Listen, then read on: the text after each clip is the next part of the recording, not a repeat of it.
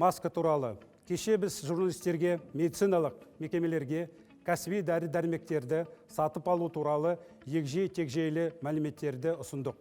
Бүгін бұқаралық ақпарат құралдары арқылы кәсіпкерлерге тікелей байланысқа шыққымыз келеді. Қазақстанда дәстүрлі медициналық маскалардың 5 отандық өндірушісі бар. Құрметті отандық медициналық маска өндірушілері. Біз тек дәрі-дәрмектің ең жоғары бағасын реттейміз. Маска бағасын реттей алмаймыз.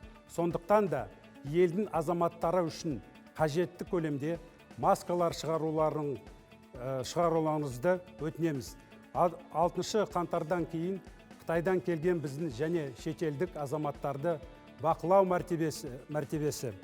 Кеше атап өткенімдей, біз дене қызуы көтерілген барлық адамдар туралы емес тек 6 қаңтардан бері Қытайдан келген адамдардың ішіндегі температурасы көтерілген адамдар туралы сөз қозғап отырмыз.